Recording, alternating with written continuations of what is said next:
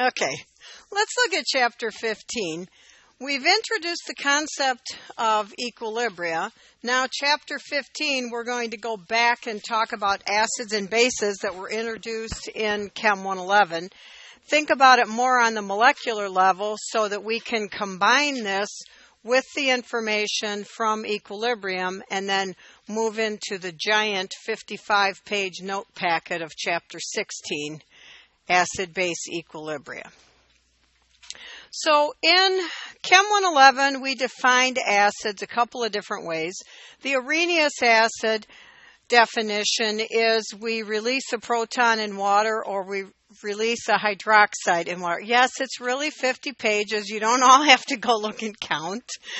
So the Bronsted theory gives us a different look of proton donors and proton acceptors. And the important thing about this is that this allows us to have acid-base behavior out of water. So we look at this reaction. We all know of hydrochloric acid, HCl, aqueous. But if we add water to HCl, we make the hydronium ion and the chloride ion. And do you all remember that a hydronium ion and a hydrogen ion, aqueous, are the same thing? Everybody's comfortable with the idea that H plus AQ and H3O plus are exactly the same thing, and that the H3O plus, the hydronium ion, is just a better representation of what's really in the beaker on a molecular level. Is there anyone that has never heard of the hydronium ion or doesn't remember it? Okay, so what's going on to get that hydronium ion? When we write hydrogen aqueous, we think of hydrochloric acid being a strong acid, breaking apart completely into its ions, a proton and a chloride ion.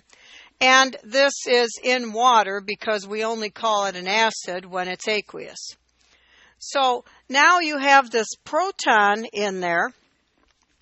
The proton started out as a hydrogen atom, then it hooked up with chlorine to make hydrogen chloride. Now it's breaking apart and it's lost the one electron that it had.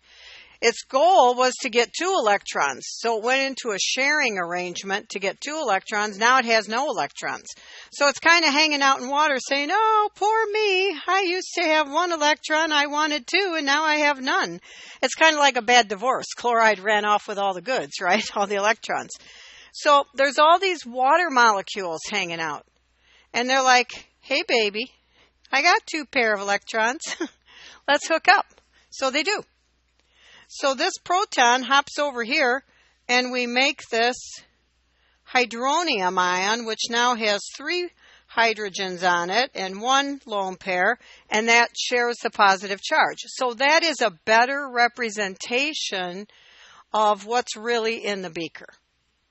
And we call it hydronium. Now, just out of laziness, I tend to write H plus AQ, or most of the time I just write H plus.